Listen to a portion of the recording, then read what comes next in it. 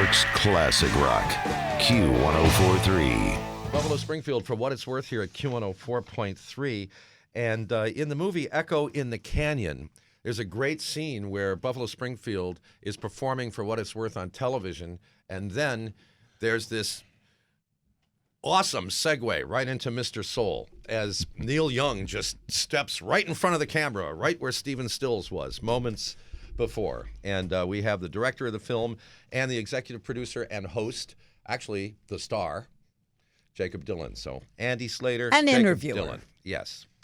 Well, Good morning. Welcome. Echo in the Canyon I saw yesterday, and it was remarkable. I mean, Oh, thank you. I mean, I watched it on a computer screen, but I want to go and sit in a theater with a bunch of other people and see it on the big screen. Well, we made it for the cinema, my friend. So when you do that, you'll have your maybe your DNA will change, or maybe your DNA doesn't need to change because it already is in rock and roll. So just quickly, the movie is about what was happening in California. Beginning like in early 1964 and going into 68, 69, but the sweet spot is 1965 to 1967. Now, for me personally, I was 12, 13, and 14 years old then. So, I mean, this is my time. This is when I'm listening to the radio and hearing these songs and falling in love with them. A love affair that lasts, for your entire life. But for our younger friends who didn't live through that, like you, for instance, Jakob Dylan, it's a process of discovery of this enormously influential period in American musical history. What was the journey like for you, Jakob, learning about all of this? Well, I knew quite a bit to begin with, which was, I guess, part of the impetus for starting was knowing a bit and being intrigued by it, and then investigating by calling this cast of characters that we knew to come and tell us about their personal experience being there. Mm-hmm. But you also, there are great scenes like with you and your contemporaries, you and your younger friends, relatively speaking, sitting around on a couch, strumming a guitar, trying to sing some songs, looking at album covers, and it's going through what we experience with you as a process of discovery. Well, I think so. That's what we tried to. Well, there's two things going on. There is the artists that were there that you described already, people like David Crosby and Stephen Stills and Neil Young. And there are people, as you said, would you call them young folks, younger people? Younger, relatively speaking. Yeah, relative, depending on who we're talking to. Even though Jakob, looking back on when you began your career, your breakthrough album was in 1996, so you are just on the cusp right now of entering the classic rock canon. You do understand that. And how does that feel, Jakob? A classic rocker. That's another interview we could do, I suppose. But I mean, it just seemed to me. The whole film, it includes so many different things. You've got the live performance that you and your friends did in a big theater in California. You also have you and your friends in the recording studios recreating this music, and you have. There was a scene where all three of those things are combined on "Go Where You Want to Go" by the Mamas and the Papas, where you saw the live performance on stage, you saw performing in the recording studio, and then to top it all off, you have Michelle Phillips sitting in the control room listening to what you did. Well, to be honest, my first experience with this music, I grew up in New York, and maybe like you, I listened to WMCA and WABC, and I kept Cousin Brucey. And what else did you listen to? PLJ. Okay, Yes. thank you. Yes. PLJ. I wanted to go to the Fillmore, and I couldn't see the Allman Brothers, but I had to listen to PLJ broadcasted. So, but I couldn't go to the places that I wanted to go to experience the music. And the first place that I was allowed to go was the cinema. So I saw like you probably Woodstock and Help and Mad Dogs and Englishmen and all these documentaries, and that's where my DNA changed. So in making this film, what I wanted to do was to try to create something that was unique, and what you just described, where you go from the studio where somebody's recording Go Where You Want to Go, and then you go in the middle of the song, you go to the concert, and you come back to the studio, and there's the author of the song. Right. Those kinds of things were things I was aspiring to do, but that hadn't been done because I've seen all and many great documentaries. Well, actually, the subject of the song, as we learned in the documentary. That was a great story. I mean, there were a couple of things I learned. I didn't know the whole love saga mess with the Mamas and Papas. And Michelle Phillipson, she was so open about that, and then so open about that being the song that came from that well, that whole her husband experience. John wrote. Right, and that was the first single in 1965, wasn't it? Yeah. We all think about California Dreamin'. Yeah, later became a hit by the Fifth Dimension. A huge hit for them. Now, Jacob, in the performances that you had on the stage, in the movie, and on the album, I noticed that you weren't really being reinterpretive.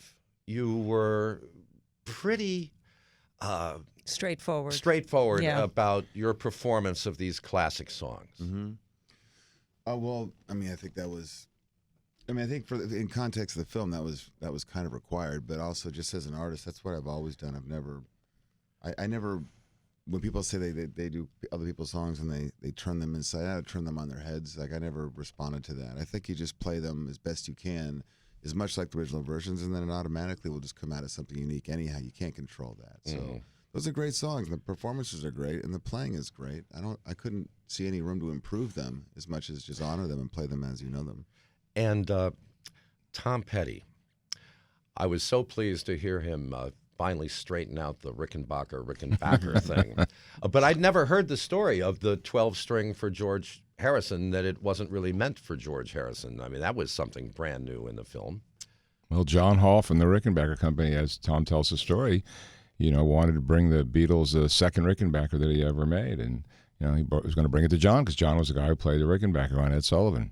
But he went to the hotel in New York, and George had the flu, and the other three guys were out for a photo session, and so George nabbed the 12-string, and as Tom says, that changed rock and roll. Forever. I mean, because the film is really about, as much about the echo of people's creativity and their ideas as it is about the canyon. Well, sure. I mean, you talk in the movie, we learn that George Harrison used a riff that Roger McGuinn created for the Bells of Ribney. Used it on If I Needed Someone, and then sent Roger a note saying, like, thank you. And that goes on instead Rubber of Soul. suing. I mean, look at the difference in the two worlds. Well, that was taken as a compliment, and this is something you did. You learned the new sound from somebody else, and then you added it to whatever you were doing, and that was a compliment. And it was everyone working together, not suing because you ripped me off. Yeah, like right? Stephen Stills being inspired by Eric Clapton's Let It Rain. Right. Well, I think in the film he says that Judy Collins' Since You've Asked was the basis for Questions. Right. And then Eric Clapton tells you that Questions was the basis for Let It Rain. But the whole thing about the film, right? I mean, it's just they were all sharing. Yeah, and the sense of community, I think, was a big thing then. And we were focusing on that period because it really was the age of innocence. And it really was a time, like you're describing, where people's ideas, they weren't so proprietary about it because it hadn't become big business and their egos had maybe, not been fueled by all the things that happen to you after you have a hit. And it wasn't precious. And we see Stephen Stills in the studio laying down an incredible guitar solo along with the Eric Clapton guitar solo. Right, which they did, I think, on the first Stephen Stills solo record. There's a song called Go Back Home, which I think has Eric Clapton's best moment on recorded music of that period. Anyway. Jakob Dylan and Andrew Slater are with us here at Q104.3. Mama Cass Elliot briefly mentioned in the film. People that I know who were there at the time describe her really as being a social catalyst, as someone who really brought a lot of people together, the person who made a lot of introductions. Seems the Mamas and the Papas, besides having a series of hits in 1966 and 67, really had a big influence, really big. Well, I think she did. She, as you say, she was like the swizzle stick for the smart set in Laurel Canyon. But our film doesn't really focus on that because it's later that she really takes on that role. We're really looking at 65 to 67. I mean, I think you see Joni Mitchell at her house, and we don't really cover that period because we think there's three periods in the Laurel Canyon rock history. The first period is when the band see the Beatles on A Hard Day's Night, and they want to live that dream, and they the Byrds have a hit, and they have the velvet collars and the mushroom haircuts, and they're supposed to be the Beatles, like the Beatles, the American Beatles, and everyone comes to California. And then after that, there's the psychedelic period, where the drugs get crazier and things get a little darker. And then after that, there's a sort of retrenchment to country rock and the search for the individual, and the bands become Crosby, Stills, Nash, and Young, and Joni Mitchell, and it's really about the individual. So the period for us is really the beginning, like you were saying, when people were sharing ideas and it wasn't about me. It was really interesting to hear Roger McGuinn of the Byrds say that even before forming the Byrds, he fell in love with the Beatles, and he tries to merge folk and rock, and it didn't work. I mean, it worked for him, but it didn't work with the audience, and it didn't work in New York, and it didn't work when he went to L.A. And then John Sebastian backed him up, saying that he had seen Roger McGuinn do that, and it wasn't working. So here's this fusion of these two musical styles, and it didn't work until it did. But then when it did... Until he picks up the Rickenbacker 12-string, the Right. orchestral thing that defines the California sound, and that changes music as we know it, because when George writes If I Needed Someone, and it goes on Rubber Soul, Brian Wilson hears it, and he writes Pet Sounds, and the Beatles hear Pet Sounds, and they write Sgt. Pepper. And and some that's of the the best foundation. music ever. And that's why all we're here. just sharing, just taking that and then making it theirs and adding to it. Shelley's favorite song brilliant. of all time, which was her wedding song, is God Only Knows. Oh, Although wow. my husband said, the words, if you should ever leave me, We're strange for a wedding song, but hey, a little strange, it's but one of the great love songs of all time. Absolutely. We're with Jacob Dylan and Andy Slater, and we'll be right back. New York's classic rock, Q1043.